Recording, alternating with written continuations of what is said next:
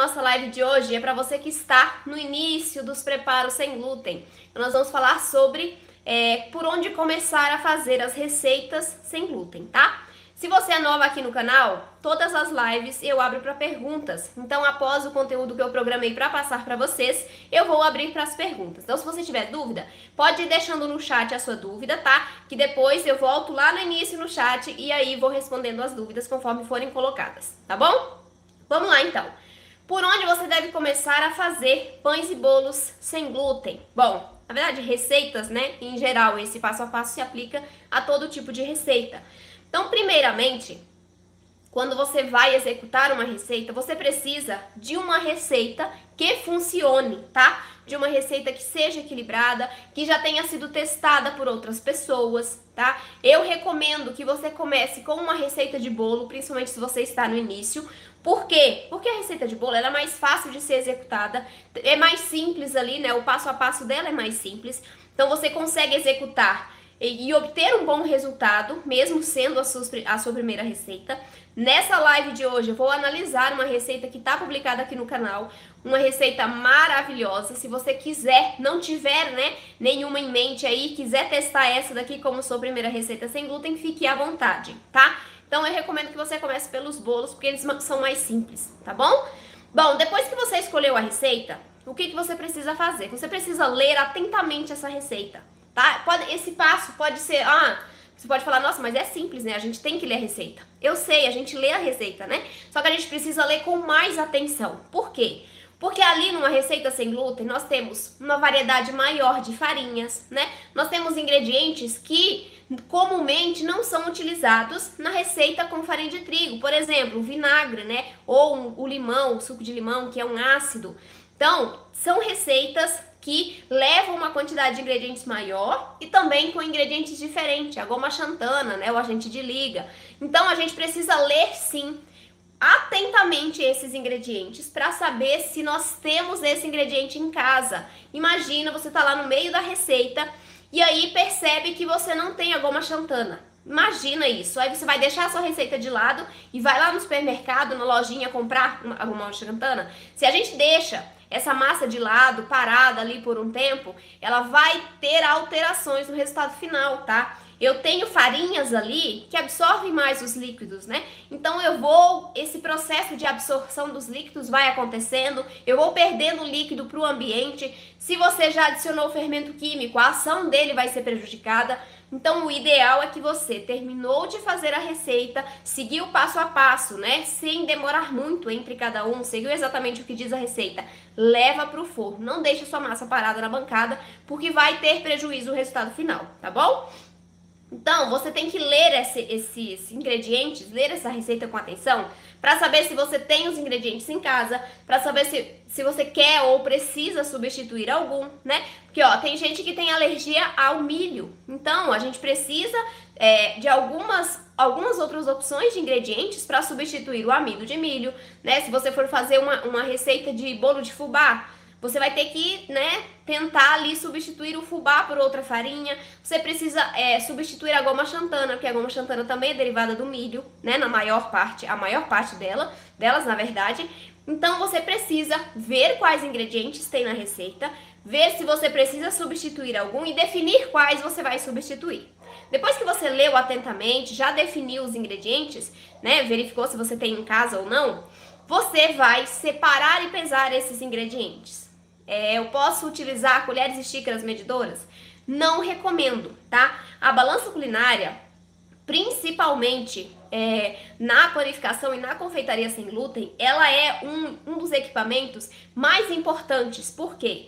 Porque ali qualquer alteração que a gente faça na nossa receita, quanto à quantidade de ingredientes, nós podemos ter um resultado completamente alterado, né? Um bom exemplo é a goma xantana. Se eu coloco 1 grama a mais de goma xantana numa receita de bolo, eu tenho um resultado final diferente do que se eu tivesse colocado 2 gramas, 1 grama, né?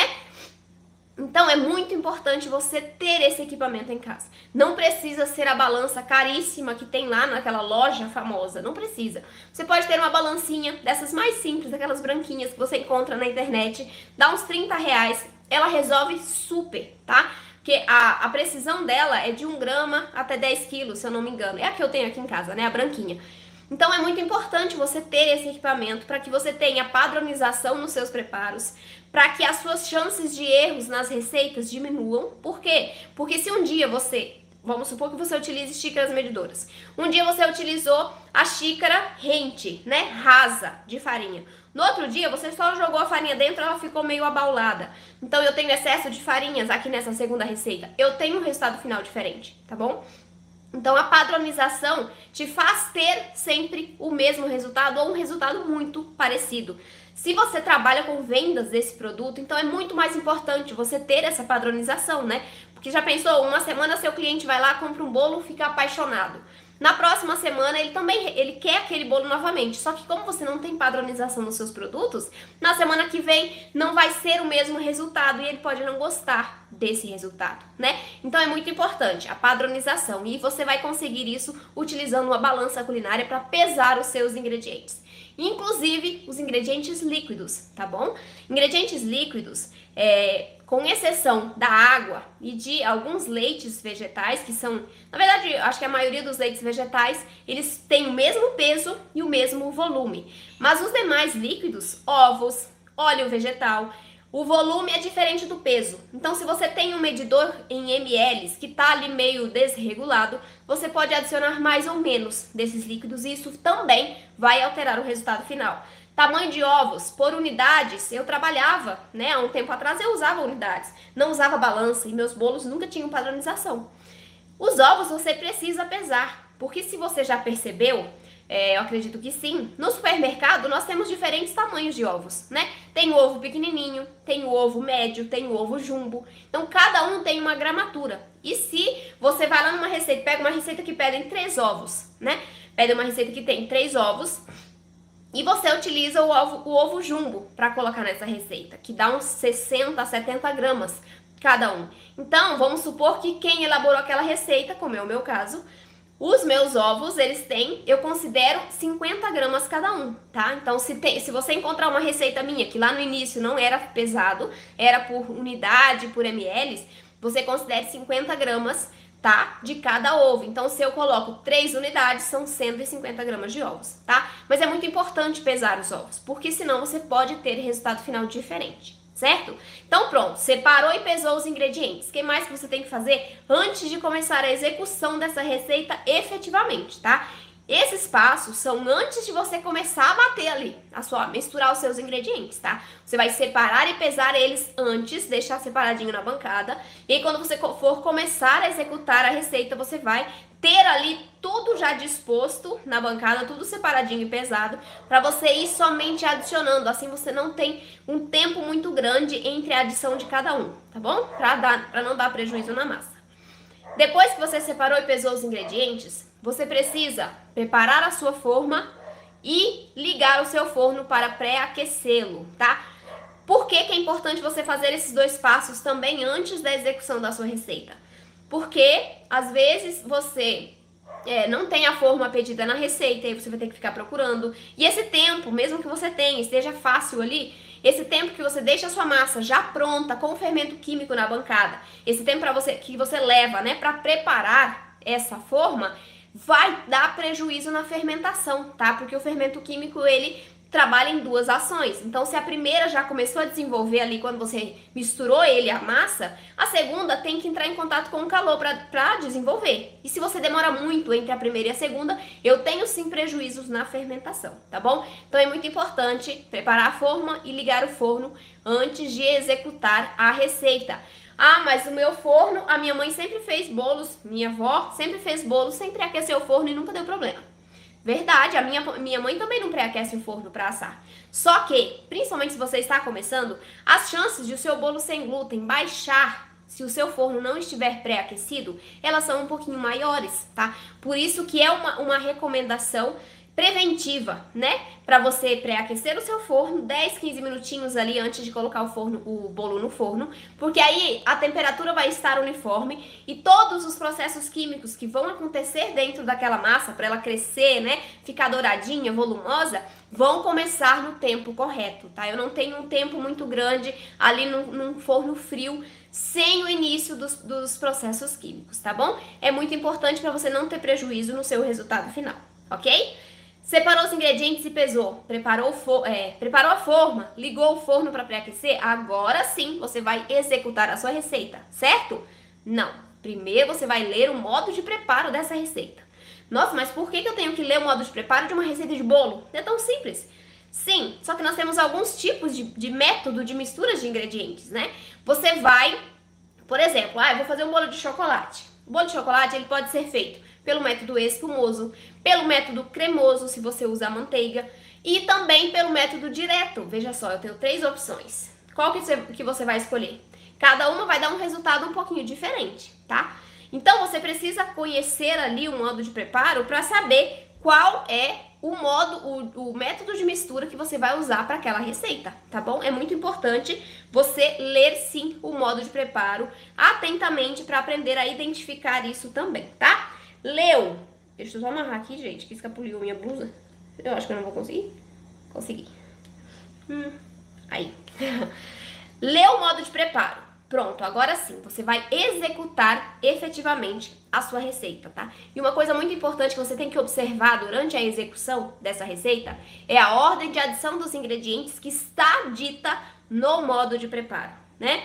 Você vai adicionar a sua massa, os ingredientes, de acordo com o que forem sendo pedidos no modo de preparo da receita. Exemplo, você vai fazer um bolo pelo método espumoso, tá? Não é um bolo pão de ló, por exemplo, que não vai gordura. É um bolo comum, mas você vai bater primeiro os ovos com açúcar na batedeira, para depois incorporar os demais ingredientes. E aí, você não leu o modo de preparo e esqueceu que no método cremoso, você não adiciona o óleo vegetal, né, ou a manteiga, antes de aerar muito bem esses ovos com açúcar. E aí, por esse equívoco, você acaba misturando o óleo junto e você não incorpora muito ar nessa massa, né? O óleo vegetal, ele não permite ali, pelo menos é na minha experiência, tá? Eu não gosto de misturar o óleo vegetal com os ovos e o açúcar enquanto eu tô batendo, porque não incorpora tanto ar na massa, diferente da manteiga. A manteiga, sim, né? Ela promove células de gorduras maiores. Então, eu consigo ter um ótimo resultado batendo os ovos, o açúcar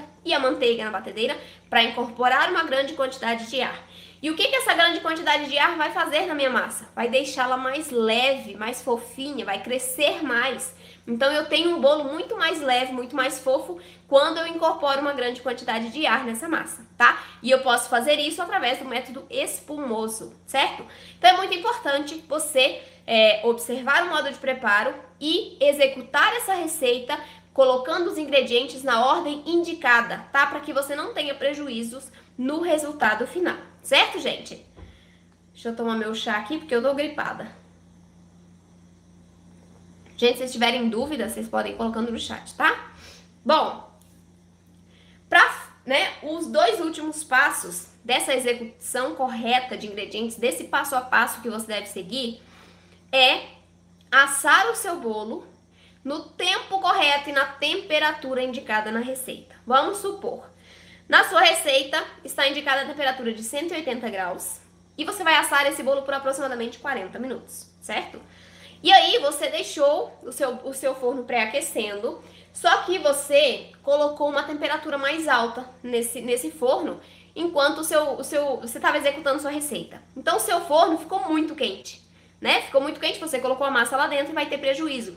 Por quê? Porque esse bolo vai crescer rápido, não vai ter suporte porque os processos químicos de suporte ali, né, de darem estrutura não estão prontos. Então o meu bolo cresceu e ele corre um grande risco de baixar, tá? De solar, porque eu tenho uma forte temperatura e eu não tenho estrutura na massa para segurar esse peso. Então ele vai subir e vai baixar. Outra coisa que pode acontecer, quando o seu forno está muito quente, ele vai dourar muito rapidamente a parte externa desse bolo.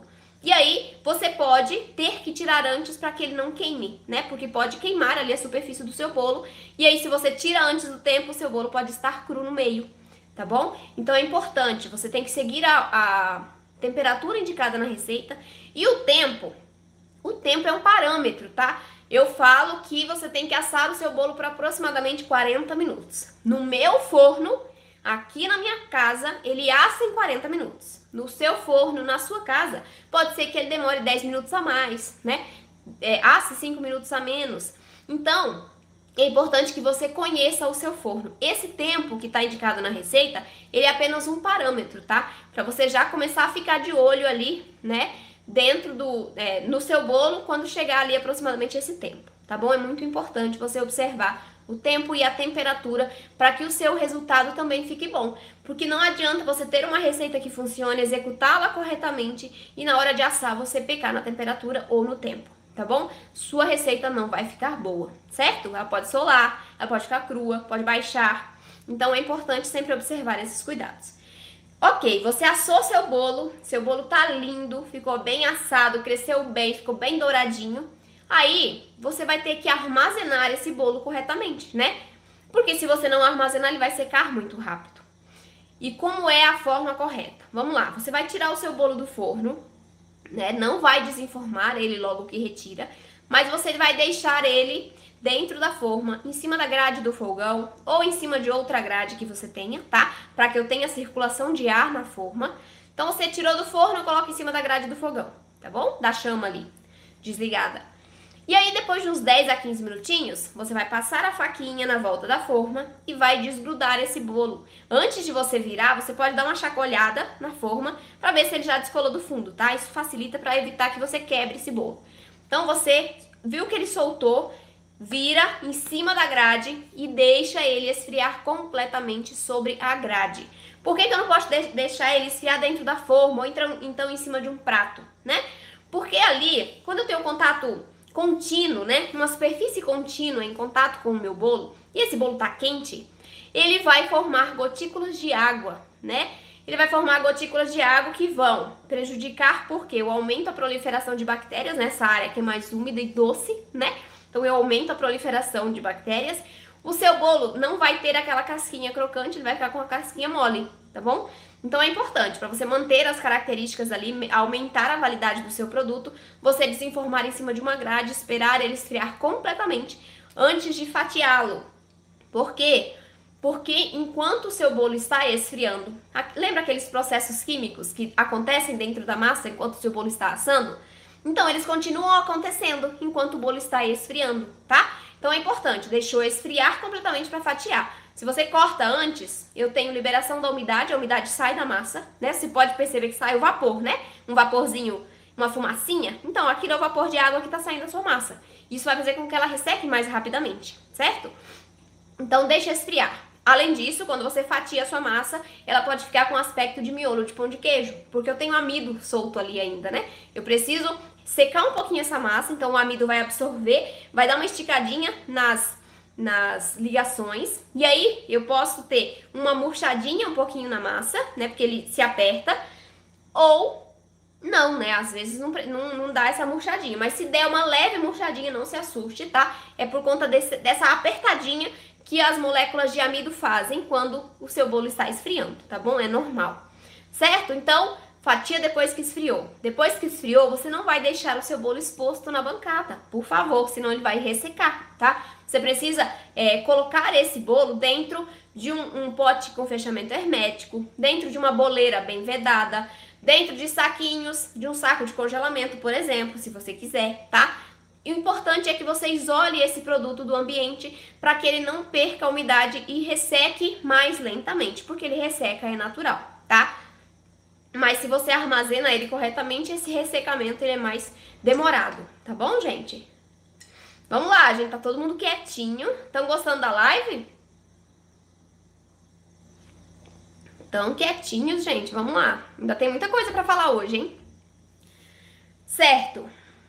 Aí você vai falar assim, nossa, mas esses passos aqui são muito simples, por que eu tenho que seguir isso? Ou são muito complicados, por que eu tenho que seguir isso? Porque sim, gente. Por quê? É igual mãe, né? Por quê? Porque sim. Por que eu tenho que fazer isso? Porque sim. Não a razão não é porque sim, não é a razão da mãe, tá? É porque quando você, principalmente quando você tá começando, você não tem muita prática, né, nas receitas sem glúten. E as receitas sem glúten, elas requerem um pouco mais de cuidado para serem feitas. Elas são mais delicadas do que as feitas com farinha de trigo. Então, eu tenho uma aluna que ela fala que os bolos feitos com farinha de trigo, eles aceitam qualquer desaforo, né? Mas os nossos bolos sem glúten, nossos pães sem glúten não, tá? A gente precisa trabalhar ali um pouquinho, mais com atenção, observar alguns cuidados que fazem diferença, né, no resultado final. Então, é importante seguir esses passos para você reduzir as suas perdas com ingredientes, com tempo, né? Ficar frustrada ali porque você errou a receita. Então, quanto mais você seguir o passo a passo, maiores são as suas chances de acertar essa receita, tá bom? E algumas coisas que fazem diferença nesse seu início é o seguinte. Primeiro eu vou falar só levemente das farinhas. A gente tem uma vasta gama de farinhas sem glúten, certo? A gente tem muitas opções. E aí, a princípio, você pode ficar meio perdida. Nossa, eu vou comprar o quê, né? Porque tem tantas farinhas, grão de bico, painço, teff, eu compro que farinha? Você vai comprar as farinhas básicas, tá? As farinhas que você mais vê nas receitas. Farinha de arroz branco, ou a integral também você pode comprar, polvilho doce e amido de milho. Você só precisa dessas 3 farinhas para você começar. Depois que você já pegou experiência, aí sim, você vai comprando outras farinhas e vai testando nas suas receitas. Tem uma aluna minha que ela... Foi a Diana, gente? Não me lembro se foi você, Diana. Acho que foi, que fez o pão baguete e colocou trigo sarraceno. Eu não me recordo se foi a Diana. Mas ela descobriu o trigo sarraceno nas receitas e amou o resultado. Só que é uma coisa que a gente vai introduzindo gradualmente. Você não pode pegar uma receita, exemplo, essa receita que a gente vai analisar daqui a pouquinho, você não pode simplesmente pegar ela, foi você, né, Diana? Pois é, não é? Você não pode simplesmente pegar ela, não testar e já substituir os ingredientes. Não é assim que funciona. Você precisa testar antes, né, com os ingredientes básicos. Busque uma receita básica para você testar, para você conhecer a textura do sem glúten, certo? Depois que você já conheceu as receitas, as farinhas, que você já tem uma prática, aí sim, você vai introduzindo outros tipos de farinhas para conhecer os resultados, né? Para ver com qual você se adapta melhor, certo? Então é muito importante, tá? Deixa eu tomar, minha garganta tá ruim. Certo. Então, essas são as farinhas que inicialmente você precisa adquirir, tá? As farinhas básicas. E os 2 equipamentos que eu citei. Na verdade, eu citei só um, né? Eu citei a balança culinária. A balança culinária é um equipamento essencial para sua cozinha, tá? Se você não puder agora, assim que você conseguir, você adquira, porque vai fazer uma diferença maravilhosa, incrível nas suas receitas. O segundo equipamento, que eu não mencionei, mas que é muito importante, é o termômetro de forno, tá? Principalmente se você não conhece o seu forno. O meu forno, quando eu não tinha o termômetro, eu achava que ele pré-aquecia a 180 graus quando eu colocava no botão 180. Na verdade, ele não pré-aquece a 180. Quando eu coloco 180, ele pré-aquece a 150. Ele tem uma diferença ali, sabe? Uma diferença de temperatura. Então, é importante você ter um termômetro de forno, que também não é caro, é bem baratinho, para você saber exatamente qual é a temperatura que está dentro do forno no momento que você colocou o bolo, certo? Para começar ali os processos no tempo correto e as suas chances de receber um resultado final maravilhoso são maiores com isso, né? Então, são 2 equipamentos que eu recomendo muito que você tenha. O termômetro e a balança culinária, certo? Bom, deixa eu ver o que mais. Ah, uma coisa importante. Hoje eu recebi um comentário na pesquisa da semana, né? Tem uma pesquisa lá que eu coloco no e-mail. E aí a pessoa me respondeu o seguinte. Ela falou o seguinte, que ela entendeu, a partir das aulas aqui, que ela não tem que saber a receita. Ela não tem que seguir uma receita. Que só a receita não é o suficiente. E realmente, gente, só tendo a receita não é o suficiente para você. Por quê? Porque se você tem uma receita e acerta ela, só que você não sabe por que você acerta, você só vai ter uma receita. A partir do momento que você entende por que você usa o açúcar, por que você usa os ovos, por que você usa o óleo vegetal na receita, você entende todas as receitas. Tá vendo a diferença? Se você tem uma receita e segue aquela e pronto, você não sabe por que errou, por que acertou, como substituir você não sabe, você tá presa àquela receita. E receita por receita a gente tem muitas na internet, né? O que eu quero te passar, o diferencial que eu quero que você tenha, é que você conheça os fundamentos, que você conheça as bases, por trás das receitas. Você conheça as funções dos ingredientes, você conheça, por exemplo, eu vou fazer um bolo colorido, né? Eu não posso usar uma temperatura muito alta, senão o meu bolo vai ficar marrom por fora e embaixo. Eu preciso usar uma temperatura mais baixa no forno. Eu quero que você tenha esse conhecimento. Os pulos do gato, né? Os pulos do gato famoso que todo mundo fala aqui. Então é importante. E eu quero que você tenha esse conhecimento para você se tornar independente, autônoma na cozinha e independente principalmente de receitas prontas. Que você consiga adaptar as receitas que você tem em casa para sua família, para o gosto da sua família, para o seu gosto, tá? Então isso é muito importante. Se você está começando, eu já quero que você mentalize isso, que você entenda a importância de você conhecer por trás da receita, né? Conhecer os ingredientes, conhecer as funções, como você pode substituir um ingrediente, por qual outro, né? Qual a função desse, qual a função daquele. Então é esse o conhecimento que eu quero que você tenha, tá bom? E receita a gente tem um monte aqui, você pode testar. Mas o mais importante é o que você vai entender, o conhecimento que você vai adquirindo, né, em volta, né, desses tipos de preparações para te dar autonomia, te dar independência, para você não depender sempre de uma receita pronta ou de alguém para te vender um produto pronto, né, um bolo ou um pão sem glúten, tá bom? Bom, no início, você não vai conseguir todo esse conhecimento, né, um conhecimento que você vai gradativamente aumentando ali. Então, no início, você não consegue identificar, por exemplo, se uma receita X funciona ou não, se ela está equilibrada ou não. Você não tem esse conhecimento formado ainda para ser suficiente para você identificar isso. Então, o que eu recomendo para você que está começando? Você vai seguir a receita, só que você vai escolher uma receita que já foi testada, de preferência uma receita que tenha vídeo, tá? Aqui no meu canal tem diversas. Uma receita que a pessoa mostre o ponto daquela massa, o ponto de hidratação que você precisa deixar na massa, tá? Se você coloca mais líquido, se você coloca menos, o jeito que você adiciona os líquidos. Então é importante que você observe os comentários dessa receita para ver se outras pessoas testaram, se aprovaram, tá? Então, para começar, você vai fazer esse tipo de triagem, certo? Depois, com a prática, você vai adquirir conhecimento para conseguir olhar para uma receita, ler a listagem de ingredientes e falar, essa receita acho que funciona, né? E você vai ter essa capacidade, tá? Eu também não tinha lá quando eu comecei. Eu também replicava receitas prontas. Mas hoje eu tenho esse conhecimento e eu consigo criar as minhas próprias receitas. Você também vai conseguir isso com o tempo, tá bom? Bom, vamos passar então para nossa análise da receita? Nossa, aqui tá um calor, gente. Eu tô toda fechada, ainda tomando chá quente, imagina. Meu chazinho de erva doce. Vocês gostaram da minha caneca? Olha, sou eu. Ai, que fofurinha. Eu ganhei de uma aluna em 2020, ó. Ela é muito linda. A Solidê que me mandou lá de Mato Grosso. Mandou aqui pra casa, muito linda. Esse carinho que eu recebo das alunas de vocês é maravilhoso. Bom, vamos lá. Eu já coloquei a receita descrita aqui na descrição da live, tá? E também já coloquei o link. Se você abrir ali, ó, você vai ali embaixo da live, tá escrito mostrar mais. Aí você vai abrir, tá? Clica lá em mostrar mais, que você vai conseguir ver o link da receita e também os ingredientes, tá?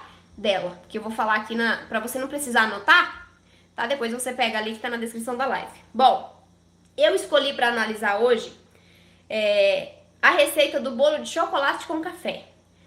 Tem muita gente que adora essa receita e é por isso que eu escolhi ela e também porque o resultado dela é maravilhoso. Então, se você está buscando uma receita para começar os seus preparos, eu indico que você comece por essa, tá? Para você conhecer o sabor. Esse sabor de chocolate com café é incrível porque você não vai sentir o gosto do café, tá? Pode ficar tranquila. Você vai sentir um sabor acentuado do chocolate. No caso aqui eu usei o cacau em pó. Então você vai sentir um sabor mais acentuado, forte, robusto do chocolate, não do café, tá? Não se preocupe. Bom, depois eu respondo as perguntas, tá, gente? Mas pode ir colocando no chat. Eu vou falar do primeiro ingrediente, tá? O primeiro ingrediente que eu usei aqui foi o ovo, tá? Então eu usei 200 gramas de ovos nessa receita. Em porcentagem, e eu já vou explicar depois como você vai fazer esse cálculo, ele equivale a 66% da receita. tá? Então, são 200 gramas de ovos. Os ovos aqui vão entrar para dar estrutura, maciez, umidade, né? Principalmente volume. E o açúcar, eu utilizei 230 gramas. Você vai falar assim, nossa, mas é uma quantidade grande, né? Você pode reduzir. Só que, como o açúcar está entrando aqui também como um ingrediente líquido, ele entra como seco na receita crua, mas dentro do forno ele se torna um ingrediente líquido porque ele forma uma calda. Então ele agrega umidade e maciez para essa massa, tá? Se você reduzir a quantidade, você vai ter que ver ali no final, no seu preparo, se o ponto de hidratação tá legal, tá bom? Porque senão ela pode ficar um pouquinho ressecada. Então são 230 gramas de açúcar, o que equivale em porcentagem a 76%. 150 ml ou 150 gramas de café coado morno. Por que o café coado morno? Não pode ser o coado frio? Pode, só que o morno, ele vai atuar junto com o cacau, acentuando a coloração e o sabor e deixando a sua massa mais úmida, tá?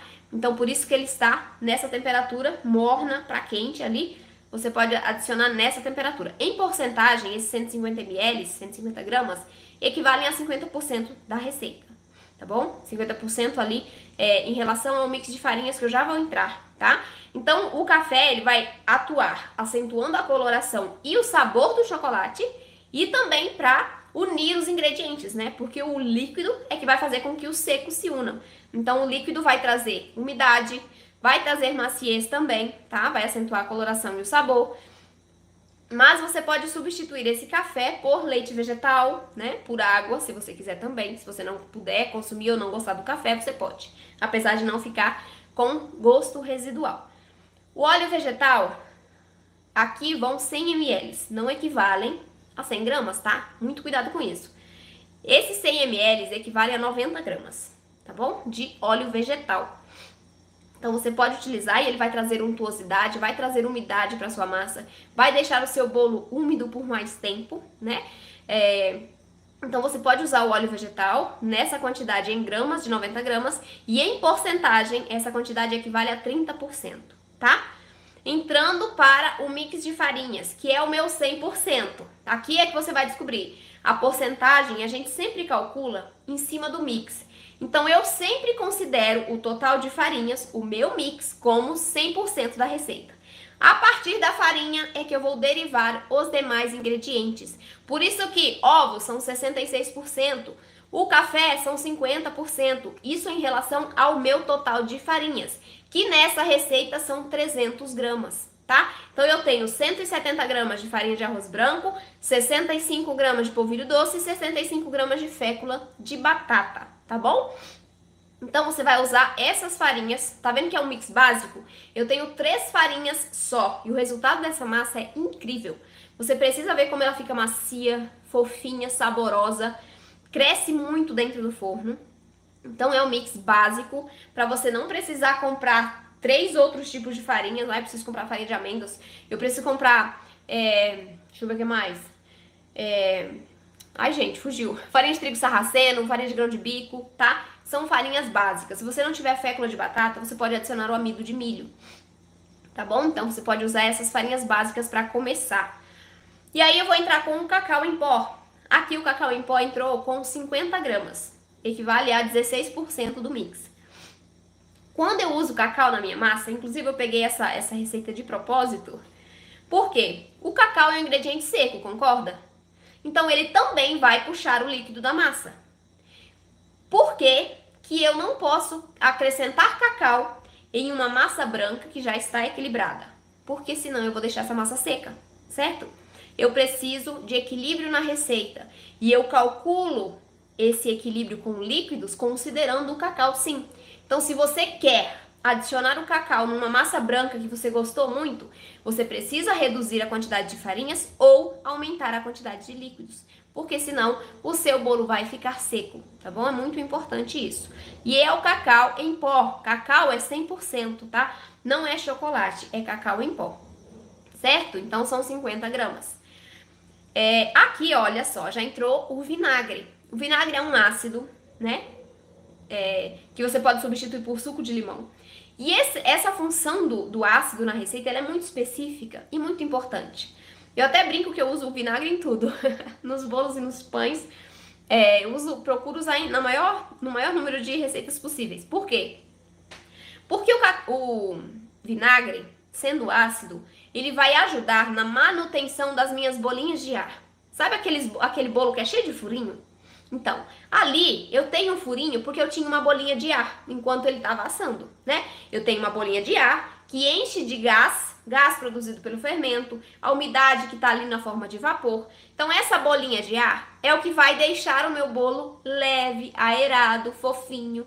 E se eu não tenho algum ingrediente para ajudar a manter essa bolinha fechada, eu vou ter o rompimento dessa bolinha e meu bolo não vai ficar tão aerado, tão furadinho. Então, o vinagre, o suco de limão, eles entram na receita para isso, para enrijecer um pouquinho mais essa minha película da bolha de ar, para que ela resista à pressão, né, do calor, né? Porque quando eu esquento a massa, o meu gás expande dentro da massa, por isso que ela cresce. Então, quando eu tenho o vinagre vai ajudar a manter firme essa bolinha. E aí a bolinha vai crescer, vai inflar e não vai estourar. E aí eu tenho sim uma bolinha de ar que vai deixar os furinhos no bolo. Então é para isso que serve o ácido. Por isso que eu gosto de adicionar ele nas receitas, viu? Então aqui de ácido vão 5 gramas, né? Uma colher de chá de vinagre, e aqui eu usei o de maçã, mas você pode usar o vinagre da sua preferência, tá? Inclusive, eu recebi uma pergunta, acho que foi ontem, falando sobre o vinagre ter álcool, né? Não tem problema, gente, o álcool vai evaporar, tá bom? Inclusive, o fermento biológico, ele libera álcool também na nossa massa. Só que dentro do forno, né, com a alta temperatura, esse álcool evapora. Então não tem problema, não vai ficar na massa, tá bom? Você pode usar qualquer vinagre que o álcool vai evaporar. Goma xantana, nosso agente de liga. É muito importante que você utilize um agente de liga nas suas massas, a menos que o seu mix, a sua receita esteja muito bem equilibrada, para que ela não esfarele, tá? Para que o resultado final não esfarele. Então aqui nessa receita eu usei 2 gramas de goma xantana. É muito pouquinho, é menos de 1 grama. Na verdade, em porcentagem deram 0,66%. É muito pouquinho goma xantana. Só que ela tem a ação muito forte. Então eu prefiro usar um pouquinho menos, porque eu não gosto daquele bolo, sabe? Parece pão de queijo, que você corta e ele estica. Eu não gosto daquele tipo de resultado. Por isso que as minhas receitas, elas levam uma quantidade menor de goma xantana do que a gente vê comumente por aí, tá? São 2 gramas de goma xantana. Se você colocar 3, já vai ter um resultado diferente, tá bom? Já vai ficar mais liguento o seu bolo. E também eu adicionei nessa receita bicarbonato de sódio. Perceba que a gente tem vários ingredientes, né? Que é diferente de uma receita com glúten. Só que cada ingrediente tem uma função muito específica na receita. Se você retira um, você vai alterar o resultado final. Por isso, se você está começando, não retire nenhum ingrediente. Se for substituir e você ainda não souber, me pergunte, tá? Se for uma receita minha, me pergunte o que você pode usar em substituição a determinado ingrediente, para que você não faça uma substituição inconsciente, tá? Equivocada. Mas o bicarbonato de sódio nessa receita, ele vai em uma pequena quantidade, são 2 gramas, né? Uma colher de chá. De chá não, de café. Uma colher de café. Ele vai com uma função muito específica de acentuar a coloração do cacau e para dar mais sabor. E ele ajuda também um pouquinho no crescimento, só que é uma quantidade tão pequena que a função principal dele é acentuar a coloração do cacau em pó, tá? Então, isso associado com o vinagre, que também vai ajudar nessa acentuação do cacau, tá bom, gente? Muito importante. Inclusive, sabe aquele bolo Red Velvet? O veludo vermelho, né? Famoso veludo vermelho. A coloração dele foi feita com cacau, né? Foi descoberta, na verdade, que ficou vermelho, uma reação química entre o cacau e o vinagre. Por isso que saiu aquela coloração avermelhada. E aí, né? Agora a gente tem corantes, né? Artificiais, naturais, que podem ser utilizados para trazer a coloração. Mas lá no início, quando eles descobriram esse Red Velvet, foi porque ocorreu uma reação química entre o vinagre e o bicarbonato de sódio na receita, certo? Bom, próximo ingrediente e último é o fermento químico, muito importante. E aqui ele vai em 15 gramas, uma colher de sopa de fermento químico na receita, para que essa massa cresça muito bem dentro do forno, fique bem aerada, bem volumosa, bem macia e fofinha, certo? Olha só, por que eu passei essa receita e por que eu passei as porcentagens? para você ter uma noção, tá? Uma noção da quantidade de ingredientes que a receita de bolo, né, uma receita mais comum assim, né, com não um sabor muito diferente, de chocolate, de cacau, né, uma receita branca, tem que ter aproximadamente essa porcentagem de ingredientes. Então, por isso que eu passei a receita, que eu expliquei as funções para você entender também, e passei as porcentagens, para você já ter uma ideia ali de quanto você precisa de ovos numa receita que vá a 300 gramas de farinhas, por exemplo, de quanto você precisa de açúcar em um bolo médio. Esse bolo aqui, eu fiz, na verdade, em 3 formas de 18 centímetros, né? Porque esse é um bolo, uma massa para bolo recheado. Mas você pode utilizar também uma forma só, tá? Você pode usar uma forma de 24 centímetros de diâmetro para você fazer essa massa que ela rende bem, tá bom? Bom, essa daqui é a receita. Se você quiser, tiver alguma dúvida, você pode falar comigo, tá? Pra eu esclarecer o que você tiver dúvida. E teste em casa. Você vai gostar do resultado, eu tenho certeza. E as suas chances de errar essa receita, elas não são muito grandes, viu? Então testa em casa que eu acho que você vai ter sucesso sim com essa receita.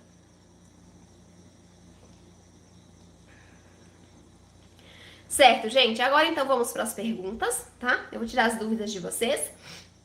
Então fiquem à vontade aqui para fazer as perguntas. Bora lá, gente. Elisalde, eu já faço algumas receitas porque tenho uma filha com intolerância a glúten e lactose. Eu também tenho essas 2 intolerâncias. Nossa, Elisalde, eu espero que você goste aqui das receitas, tá? Dos conteúdos, que você tenha gostado da live. E o que você precisar, tá? Pode deixar comentário nos vídeos, que aí eu te ajudo, certo? Cecília, a minha dúvida é se o vinagre só pode ser o de maçã, eu não costumo usar. Não, Cecília, você pode usar qualquer vinagre, tá? O que eu não gosto de usar é aquele vinagre balsâmico em massas brancas, porque ele vai colorir um pouquinho, né? Vai tirar o branco da massa. Mas no geral, você pode usar qualquer vinagre, tá? Se não tiver vinagre, vai suco de limão, não tem problema. Suco de laranja, o importante é ser um ácido, tá bom? Ângela, porque as receitas sem glúten são mais saudáveis do que as com trigo, sendo que as farinhas sem glúten também são ricas, são farinhas brancas. Ângela, não é toda receita sem glúten que é mais saudável que a de trigo, tá bom? Depende muito das farinhas que você usa e dos demais ingredientes que você coloca naquela massa. Então, não é porque é sem glúten que é saudável. Você precisa conhecer as farinhas para você trocar. Por exemplo, essa minha massa aqui só tem farinha branca, certo? Só que eu tenho uma grande quantidade de ovos, então eu tenho muita proteína. Esse açúcar aqui, eu não sei se eu coloquei o demerara ou o branco, né, o cristal. Você pode usar açúcar demerara, que é mais nutritivo. O que mais? O óleo vegetal eu usei. A fécula de batata, o polvilho doce e a farinha de arroz branco são farinhas brancas, sim, que não agregam valor nutricional para sua receita, mas você pode substituir o polvilho doce por fécula de araruta, que também agrega nutrientes para sua massa. Aqui no caso da fécula de batata, o amido de milho também não agrega, então não faz diferença. A farinha de arroz branco, você pode substituir parte dessa farinha de arroz branco por uma farinha de aveia, por uma farinha de trigo sarraceno, já que é uma massa escura, né? Não vai alterar o resultado quanto à coloração.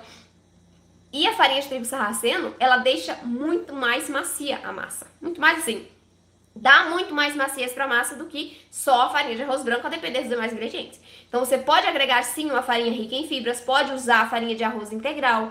Aqui, na goma xantana, eu tenho fibras também, mas você pode acrescentar psyllium no lugar da goma xantana, que também vai agregar mais fibras.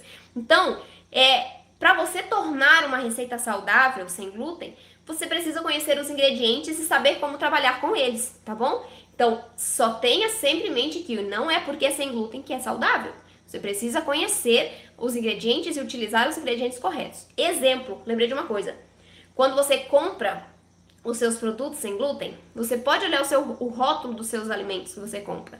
Tem muito açúcar, tem muita gordura e basicamente só tem farinha refinada. Então, o que você compra, ele é muito pior, tem muito menos valor nutritivo do que você faz em casa, mesmo utilizando farinhas brancas, tá bom? Porque a gente reduz as quantidades das coisas que são menos nutritivas, né? A gente usa uma pequena quantidade. A gente substitui um açúcar que é que não tem valor nutricional nenhum, que é refinado, que passou por um processo de branqueamento, por um açúcar que é mais nutritivo, que é mais bruto, né, como o demerara. Nesse caso aqui, você pode substituir metade do açúcar branco ou usar o demerara, né, metade demerara e metade mascavo, para trazer mais maciez e valor nutricional para a receita, tá? Então é basicamente você conhecer os ingredientes para você saber como alterar e como trazer mais valor nutricional para a receita, tá? Andréia, gosto demais das suas explicações. Obrigada, Andréia, que bom que você gosta. Josinete, agora que eu tô conseguindo acertar a massa sem glúten é bem complicado. Ah, tá, agora que você tá acertando. Que bom, Josinete, que você não desistiu, né? É muito importante. Se você tá acertando agora, então, é rapidinho para você fazer os melhores pães e bolos perfeitos, né? Os melhores, ó. Os pães e bolos sem glúten perfeitos. Vou testando pequenas substituições. Isso mesmo. Diana, é assim que a gente tem que fazer, testando aos poucos, conhecendo aos poucos, né? Aprende um pouquinho, testa um pouquinho. Suzana, gosto muito dessas aulas. Que bom, Suzana. Brioche é uma delícia. Pois é, Diana, geralmente esses fornos, né? Eles têm essa diferença mesmo de temperatura, por isso é importante a gente ter o termômetro. O meu é analógico, o meu termômetro. Deixa eu ver quem perguntou, que sumiu aqui.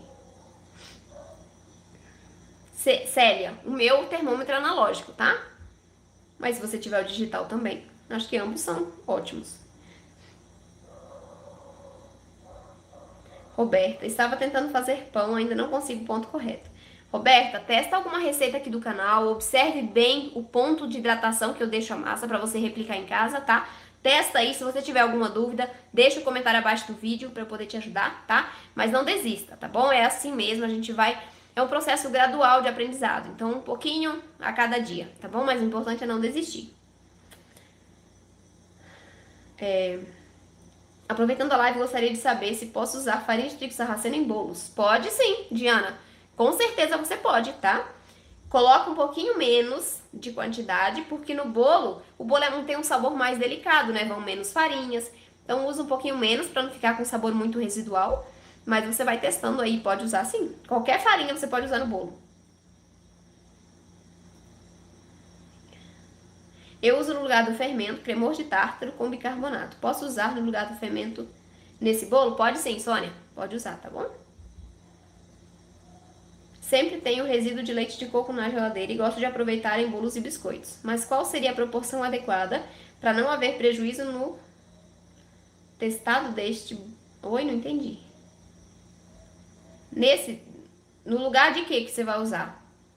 Porque assim, o resíduo de coco, né, quando a gente faz o leite e guarda o resíduo, se você seca ele, você tem uma farinha ali, né, um coco ralado. Só que ele absorve muito os líquidos da receita. Então você não pode adicionar uma grande quantidade, porque ele vai chupar o líquido da sua massa e vai deixar a sua massa seca, tá? Então você coloca ali, por exemplo, se você quiser colocar nesse bolo, o coco seco, coloca ali uns 20 gramas, porque senão você vai deixar a sua massa seca. Se for o coco fresco, aí você pode pôr um pouco mais. Ou o coco integral, que já vem com, né, hidratado, você pode pôr mais, uns 50 gramas, né? 40, 50 gramas. Mas o seco, ele vai absorver os líquidos. 200 gramas é equivalente a quantos ovos? Josinete, depende do tamanho do seu ovo, tá? O ovo que eu utilizo, que é o ovo médio, são 50 gramas cada ovo. Só que eu não sei qual é o tamanho do ovo que você tem em casa. Então depende do tamanho do ovo. Eu sei, Diana, que você virou fã número do trigo sarraceno. É isso aí, o trigo sarraceno é uma farinha incrível, eu também sou apaixonada. Gosto muito. E eu, inclusive, tô com dificuldade de achar aqui em Brasília, viu? Vou ter que comprar na internet, eu acho, porque aqui nas lojinhas que eu tô indo não tá tendo. Oi, Meire! Boa tarde! Quanto tempo! Bem-vinda! Obrigada, Josinete. Fico feliz que você tenha gostado. E aí, gente, mais dúvidas? Meu chá esfriou. Mais alguma dúvida? Mais alguma pergunta?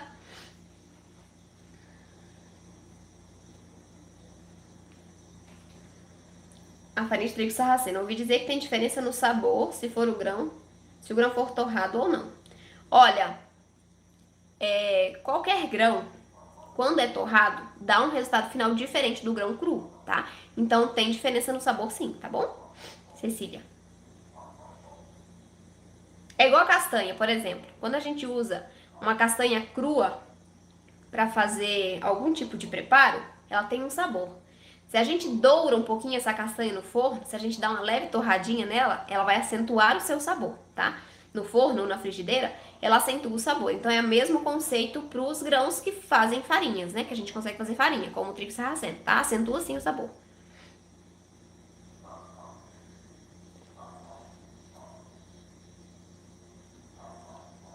Para você usar o coco, não, você pode usar a mesma quantidade.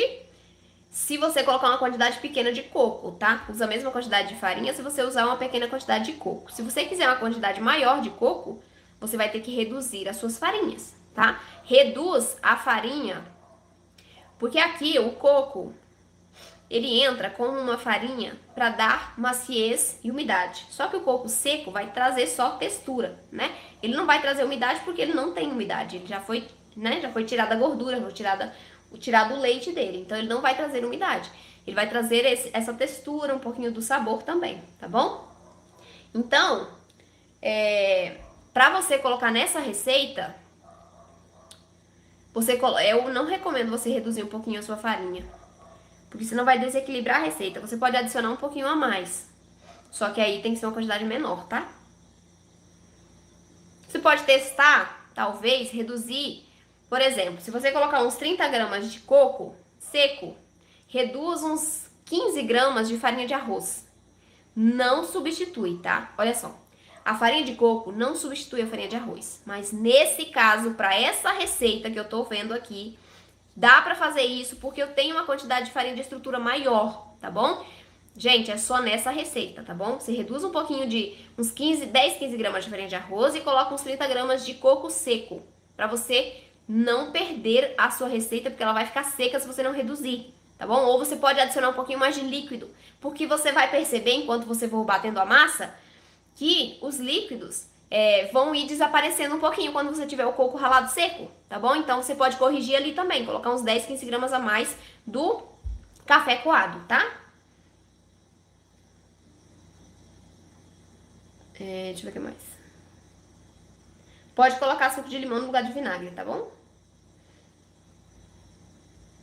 O trigo sarraceno pode ser usado se substituir uma pequena quantidade de farinha de arroz, por exemplo? Pode sim, Diana. Pode sim, porque o trigo sarraceno é uma farinha de estrutura, assim como a de arroz, tá? Pode usar em substituição. Pode bater todos os líquidos no liquidificador e colocar nas farinhas? Pode, tá? E você vai alterar o método e vai fazer pelo método direto. Pode sim, tá bom? Pode fazer assim.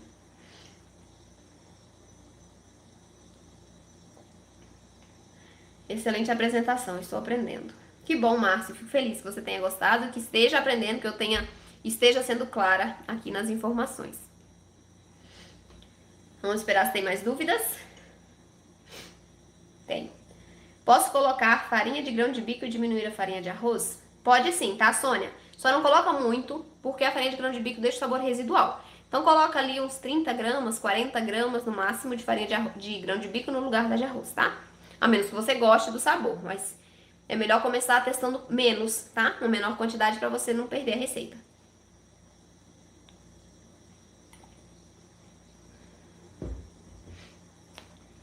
E aí, gente, mais alguma dúvida?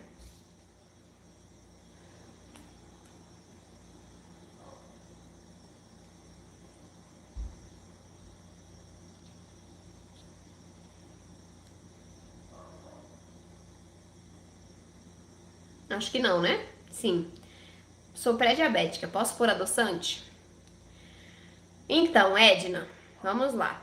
Quando você troca o açúcar por adoçante, você tira da receita umidade, estrutura, maciez, tá? Coloração. Então, quando você tira o açúcar e coloca o adoçante, você você diminui essas quantidades na receita. E aí, se eu tenho menos umidade, se eu tenho menos maciez, se eu tenho menos estrutura por conta da retirada do açúcar, eu tenho que substituir, colocar alguma coisa a mais nessa massa para você usar o adoçante e tirar o açúcar, tá? O que você pode fazer nessa receita? Você pode substituir parte da farinha de arroz branco por uma farinha rica em proteínas e gorduras, por exemplo, a farinha de trigo sarraceno, tá? Então você pode colocar ali uns 40 gramas de farinha de trigo sarraceno no lugar de 40 gramas da farinha de arroz. Que você pode colocar também uns 30 gramas de farinha de amêndoas, tá? Para trazer mais umidade, mais maciez para esse bolo, tá bom? Mas você pode substituir o açúcar por adoçante fazendo essas adaptações. Farinha de feijão branco no lugar de farinha de arroz, pode? Pode, Má. Só que eu não recomendo que você faça isso no total da receita, da farinha, tá? Não recomendo que você use 170 gramas de farinha de feijão branco. Sua massa vai ficar com muito gosto de feijão e o resultado final vai ser bem diferente, porque a farinha de arroz branco, de feijão branco, ela tem mais proteínas do que a farinha de arroz, né? Então vai dar um resultado bem diferente. Substitui parte da farinha de arroz pela de feijão branco, tá? Pra você testar, mas pode usar sim. Posso fazer a massa na batedeira também? Pode sim, Sônia. Na sua receita de brioche tem uma oleaginosa. Isso. Devido a um tratamento médico, não estou podendo consumir e gostaria de saber qual farinha posso usar no lugar, né? Fátima, você pode usar farinha de amendoim? Ou de girassol? Me responde aí, por favor. Se você puder, você pode usar ou a farinha de amendoim no lugar da farinha de castanha de caju ou a farinha de girassol. Márcio, em que momento coloca a goma xantana? Márcio, eu gosto de colocar a goma xantana junto com os ingredientes secos, tá? Eu sempre uso, tanto em bolos, tanto em pães. Nesse momento, eu faço um mix de farinhas e coloco a goma xantana junto com os secos. Tem gente que gosta de misturar no óleo vegetal, né? E aí adiciona o óleo no final, pra você conseguir bater melhor a massa. Eu sempre adiciono com os secos, tanto em receitas de pães quanto de bolos, e sempre funcionam muito bem. Então você pode fazer assim também, tá?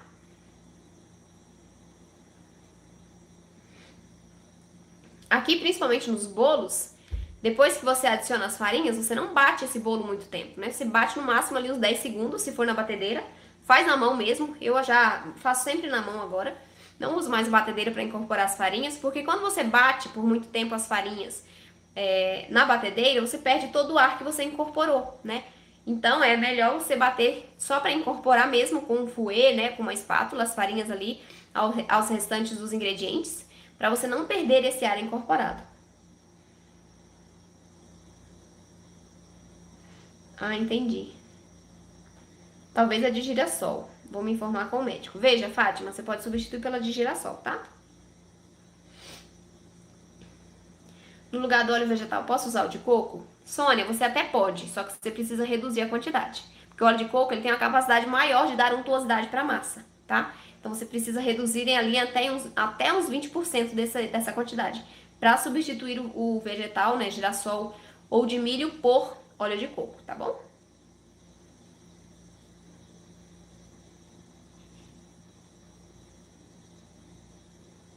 Vamos ver se tem mais dúvidas.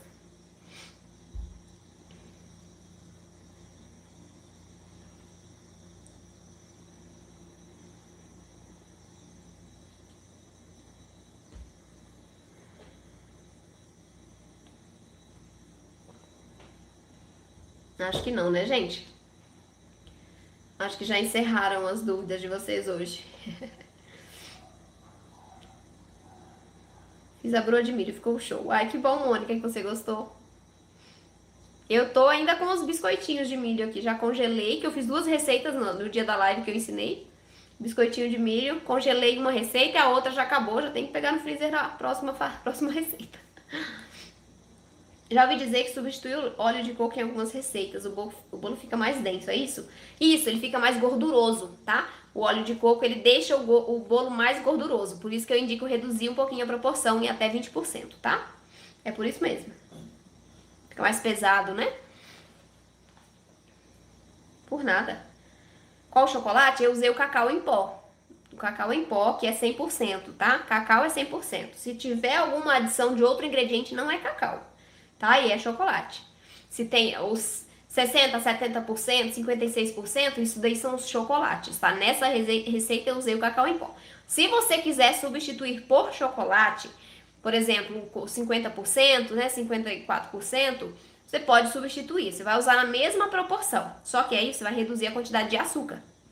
Porque se eu coloco o chocolate, que já tem açúcar, e coloca o açúcar também que tá na receita, vai ficar muito doce esse bolo. Então, se você usar o chocolate, você precisa reduzir o açúcar, tá bom? Pode tirar uns 30 gramas do açúcar, se você for usar o chocolate. É verdade, Fátima. Fátima tá sempre presente nas lives. Obrigada, viu, pela sua confiança, pelo seu carinho de sempre. Os pães sempre dão certo.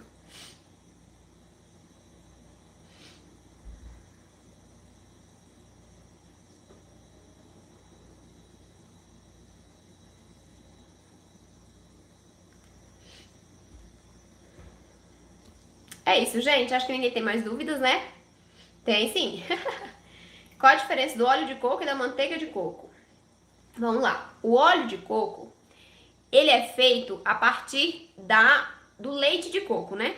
Eu não sei exatamente o processo, mas faz o processo de aquecimento desse leite de coco e aí ele separa o óleo do leite, tá? Então é dali que você tira o óleo de coco. A manteiga de coco é o processamento da polpa do coco, sem fazer o leite, tá? É a polpa do coco batida. A polpa do coco seco, eu acredito que seja a polpa do coco seco, que né, a manteiga de coco industrializada seja feita. Em casa a gente consegue fazer também a manteiga. Então é do coco ralado que é feita a manteiga, tá? Manteiga de coco. E o óleo é do leite, que aí passa um processo de aquecimento e aí ele separa do leite. Certo, gente? Então é isso. Vamos finalizando nossa live por aqui. Agradeço pela companhia de todos.